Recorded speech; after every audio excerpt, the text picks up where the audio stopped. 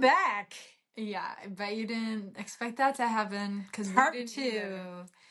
Talk about comfort zone and being uncomfortable when you are live and your internet goes off because of the storm outside. Yeah, awkward. I don't even know. Oh, we were talking about. Let's just get to it. Okay. We were talking about being comfortable, pushing past your comfort zone. Yes, but also more specifically airplane. And I was saying I will never. Wait, what did I say? You'll never jump out of an airplane, like parachute? Yeah, but I thought there was something else. I guess we'll find out later. We have to rewatch the first half to know what to say in the second half.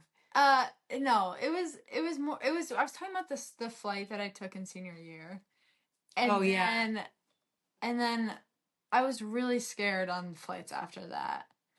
But I've gotten better because of your help, and my own work. Well, it's interesting because you avoided flying. Well, yeah, because I really do. I want to travel really badly, but I did not.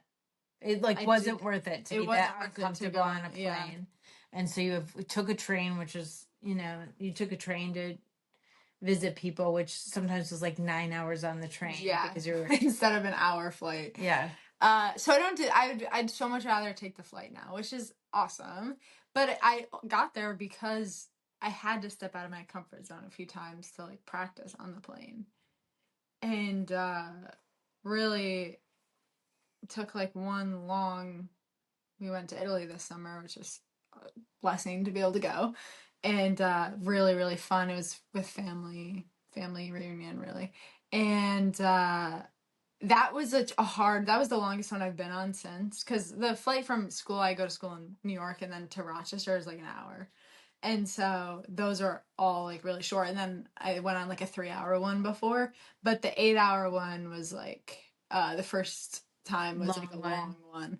And I had to break a lot of, like, I wouldn't go to the bathroom on a flight because I just want to sit in my seat and just like focus on keeping, like, somehow I was keeping the plane in there, and and I couldn't be distracted.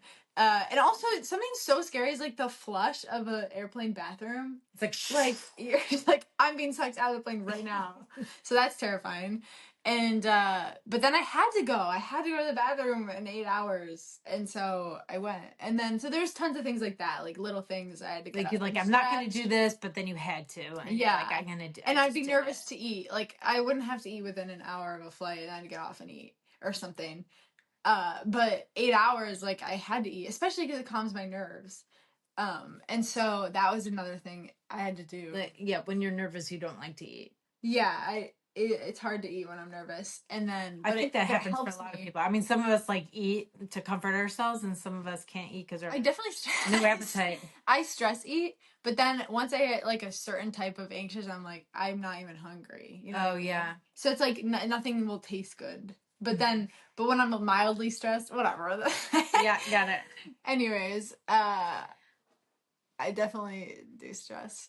Yeah. Anyways, okay, so we were going to go back and define the comfort zone. I guess we did already. Yeah, I feel like the parameters that we have, and inside those parameters, we're really comfortable. Everything's really familiar. And then outside that, things are unfamiliar. We're not comfortable, or we don't know we're going to be comfortable. It's not like definite that we're uncomfortable. Even if we don't know if we'll be comfortable or not, it is outside those parameters, that comfort zone. Because so we know is that what you said? We know we'll be comfortable. Yeah. And so it's like unknown, and like that's scary. Yeah. But it might not be dangerous at all. Or if you have a lack of belief in yourself, like you don't believe that you can handle something if it was a little bit more challenging. You don't know what it's going to be like. You might not like it and be trapped out there or something like that, and can't get back to comfort or ease or home or whatever. Like if you were going to, like, should we go to this festival, and you don't like to be around a lot of people, or you don't know if you'll have a panic attack there, then you're afraid, like, what if I'm there and have a panic attack, I'm stuck there. And so you don't go because you don't want to get stuck there. Yeah. But, I mean, okay, so there was one other time in the past few years that we went on a plane to Florida. And I honestly just did not enjoy any time there. I was so stressed about the plane back.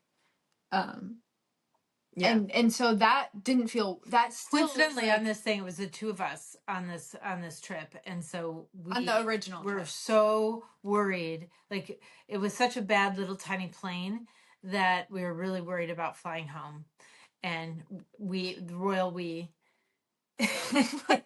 We're really worried about flying home and not being okay. And then our flight got canceled, and they were trying to reroute us, and they had to put us. There was only one seat on the plane, and Lily was like, I need to get home. Like, I can't put off this flight. I need to get home. And so we ended up not being together on the flight. Yeah, no, that did happen. Or I had to go was putting somewhere on else and something then go home. So I got there like the next day or something. And then she had to wait in the airport by herself, afraid of getting on the plane. And then you got on the plane yourself and flew 3.5 hours. Yeah. All by yourself. That's so stupid now that you say it out loud.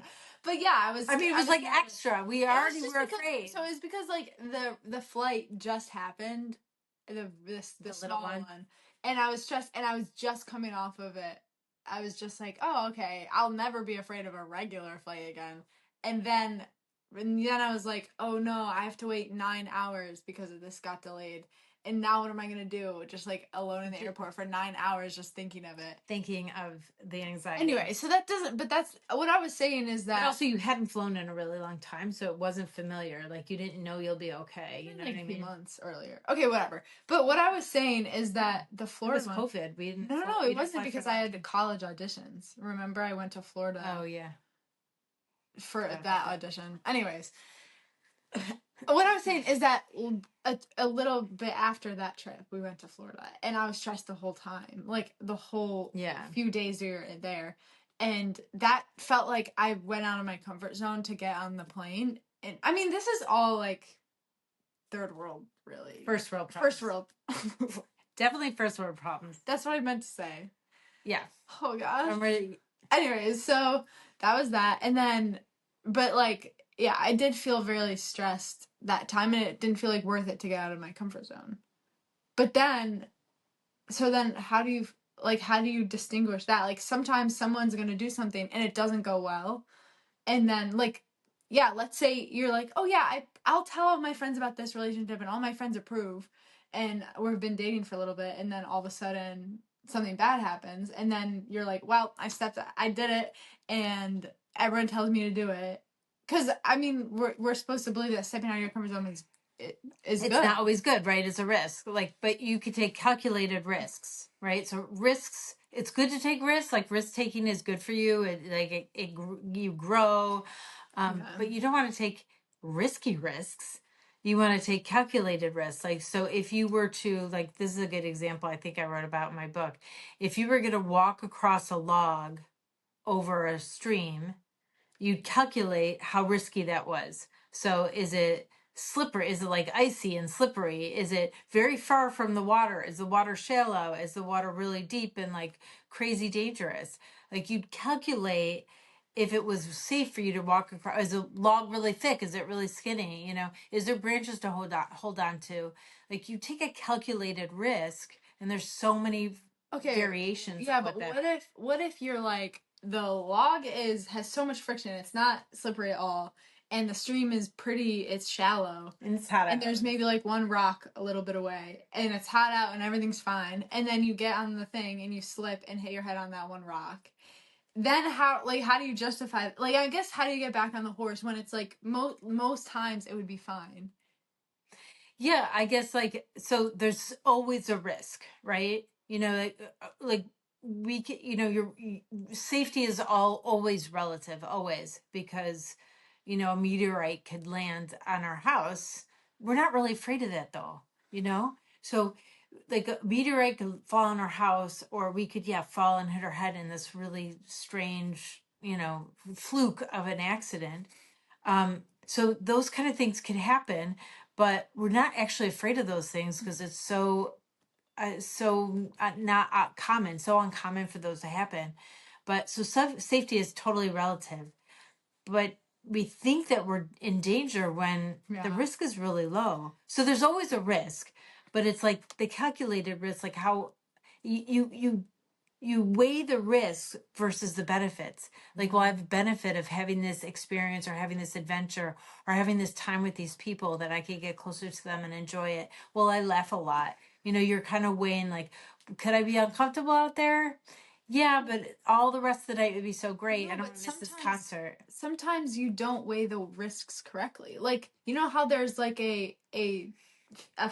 some fact that it's like safer to be in an airplane than a car. But like people know that, and it's still go in cars, obviously, and usually feel more comfortable in a car than a plane. And why is that? Why do you feel more comfortable in a car than a plane? Because it feels like you have more control. Well, it's familiar. You do it so often. And people who fly really often are never afraid because they fly so often. They can get over that. Yeah. And then people who never fly and then fly for years and then so I flew a lot. Sorry, I'm playing with this past. You're fine. It was like we hadn't flown in a long time, and then there was that. So the more times you step out of your comfort zone, yes, when you step out of your comfort zone, the parameters of the comfort zone shifts. Yeah. And so you have more things inside it and less limits on your life. Like a comfort zone and the parameters around it really limits your life. Yeah. Like if you won't step outside it. And so some ways to step outside it, you want to break some patterns that you have. If you have a pattern that limits you, you want to try to break those. Mm-hmm. Use baby steps. Make some goals for yourself and follow through on them. Make little goals. Why make a huge goal that's just like way too outside your comfort zone? Do something little. And then make that educational assessment of safety, or get some help from a friend assessing the safety of whatever it is. We'll do it together. Everything's a little bit easier when you're doing it with a friend. Yeah. Yeah. Any other things that happened to you this year that you felt like I stayed in my comfort zone and I wish we hadn't? I wish I hadn't. No. It's tough because going back to the skydiving thing, that would be insanely out of my comfort zone, and I know I wouldn't enjoy it, and that's okay. Yeah, I probably will never do that, but it's not like inhibiting me. Right. So there are some things that it's not like you want to. It's not like I want to, but I'm afraid. Yeah. As opposed to like I do want to fly and get to places quicker, and other than a train, like getting or a boat yeah. Right. A 2-week cruise across the Atlantic. Yeah. So I'm trying to think. What has there been time with you recently? Well, I think that I didn't go outside my comfort zone. Probably not. I would say that I'm not a salesperson, but I have a lot of products now. I have my card games, I have my books, and I went to this conference. And I had a table and I had all my products on the table, like, different things that I offer. And they were teachers. So I have curriculum, mm-hmm. I consult in schools, I have my books and posters for teachers and stuff. And, I'm like, nobody wants my stuff, I'm like, Yeah, networking, now that you say it, networking is really, that is something where I'm like, I should have said something. But I know. It just passes by and you're like, these people are walking by my table and I'm standing in front of the table going, are you a health teacher? And then sometimes I just couldn't do it. Yeah. And, it's so sweet. My mom came with me because if I had to like walk away from the table, she could like watch the stuff. And I needed somebody else to go with me who didn't have a full-time job, who could go with me to this conference. And it was so sweet. And and sometimes I look back at her, I'm like, I just couldn't say anything, I push myself. And sometimes I'm like, I just needed a break from pushing myself. Yeah. And I let people walk by without trying to be like, hey, are you a health teacher? I have some games that you might like. They're skill building games for your class, blah, blah, blah. And so I did that a lot, but I probably could have done it like so much more. Yeah. Yeah. Yeah. I think sales is where that's my big challenge. That's hard, but that's because we like experience people being too pushy with us. Also, I think a reason is that like if you're like on a call with Verizon and they're like, trying to sell things, then you're gonna be like annoyed. So I think there is like a timidness. Obviously, you're never gonna be like a huge corporation that's selling things. Like, Yeah, I mean? mean, I'm So- selling things obviously I believe in, and I think that they'll and help it people. feels, but sometimes it And feels they're like you're cheap. bothering them. That's Yeah. how I feel when I am trying to meet people with acting. Sometimes you are bothering It's like you're people. trying to put your agenda on somebody else, and I feel a little bit like guilty about that. Yeah. But if you believe in what you're selling, why would you sell something you don't believe in? But if you believe in what you're selling, you know, like, hey, this could help. It could actually Your help students people, will yeah. love these games. Like, you know, this Encompass game, we've played it with tons of kids. They love it. Brother, I'm just kidding. See, I'm trying to sell my stuff. Yeah, here I am outside my comfort zone. Let me hold up my products. I haven't even posted online about my posters. Like, they're the cutest little posters. I designed some posters for teachers to put up in their classroom, Oh, and they're so adorable. But you're afraid. we're not afraid to post, you're not afraid, but just like that comfort zone thing. I have so many things I offer people, so Yeah. it's like in their face all the time, and I don't know. But post those. I'll post. That's what I'm going to challenge. So in 2005, I'm going to tell people about my products, and I ended up not really selling that much, so I have a lot of inventory. It wasn't that kind of a conference. People were buying programs or like learning about programs to go back and buy them later. So people weren't buying books and stuff. No one was selling that kind of thing. So I didn't really sell that much. Have you tried my high school? No, I know I have to. So for me, for 2025, networking is going to be where I'm going to challenge myself and set some really goals. I had a mentor a long time ago that said, write to 3 people a day. Like, what if you contacted 3 people a day? And it could be for anything. It doesn't have to be always just for, you know, if you want to be on their podcast or they're going to be on your podcast, like just a connection. Yeah. Or reach out to a teacher and be like, hey, I have these things. Would you be interested in trying them out or whatever? If I wrote to 3 people every day, what about you? What is your goal for 2020? Honestly, I hate to be a copycat, but I think that is important. Copycat? You're a copycat. Are you hate to be a copycat, but you're going to be one? Yes. Yeah. I just want to network. You're going to network? I want to network too, yeah. That's mine. Yeah. Okay. I guess I'll be okay. I don't know. Do you want a buddy? What is happening right now? I love that line. What is happening? In New Girl, they have that line a lot. What is happening right now? Or like in Friends when Ross and who's Phoebe's boyfriend? I forgot his name. The cop guy? No. It's whatever. It's like a really famous actor. Yeah. But Paul Rudd. And then Paul Rudd like reaches over him to grab his phone because they're trying to hide something from him. And then Ross is like, I don't understand what just happened here. I love when I just those lines are always so funny. I do like those. All right, so let's recap a little bit because we're getting to the end of our show. So what is your networking goal first? You have one. Yeah. Well, I guess I'll change it up. I want to write to. I think I want to write to like one person every day. Every day? No. Oh, wait. No, I take it back. Probably like once a week. One person. One person a week. Maybe a little bit more than one. Really? I'm in school. So. Yeah, but what if you did 3 a week? Because you could do all 3 in one day, and some could be like your professor and like ask a question, or I guess 3 a week. Okay, 3 a whole week, and it could be like applying for a job, or sending a self-tape in. Okay, yeah. Oh yeah, it could be just like submitting an audition. Yeah. Oh yeah. So so 3 a week because you could do 3 in one day, or you could do you could do more. But yeah. Okay, 3 a week. Okay, so I'm doing 3 a day. Okay, show off. Well, I'm not in school full time. You were. I guess you were. Yeah. Anyways, okay.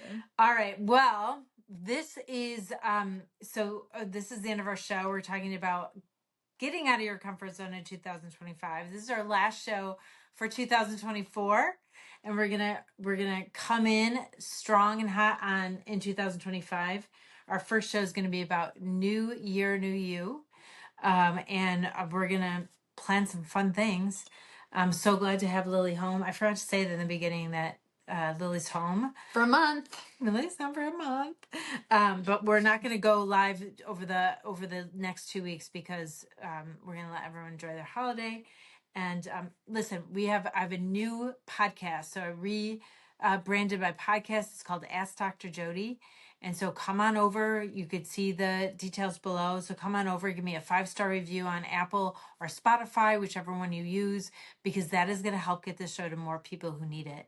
And as you know, I take live call-ins, and that's a new format for us to be sometimes having conversations, sometimes talking to people, and then having people call in and really talk about what's going on for them around a topic that we have.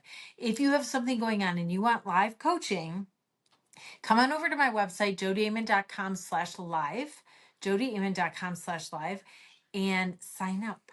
Sign up on there. And also I have a new thing that's coming out is like you could text Jodi to, oh my gosh, I don't have the number in front of me. Yes, I do. No, I don't. We had to change everything around. No. We had to change everything around, of course. We had to change everything around. So that'll be below too. So you text Jodi to this number. It's 833-458, I think, something. Anyway, when we were trying to get our internet back, we rearranged the whole desk and I don't have that number in front of me. So text me, and this is amazing because I'm going to text about updates about the show.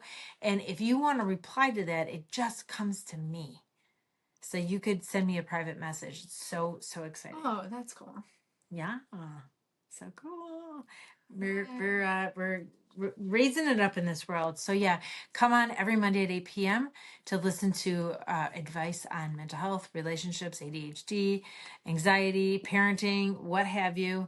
And we're just going to have a lot of fun. So thanks so much for watching. I am on my phone, so I can't set up the outro. So you just have to imagine. You could go to all these.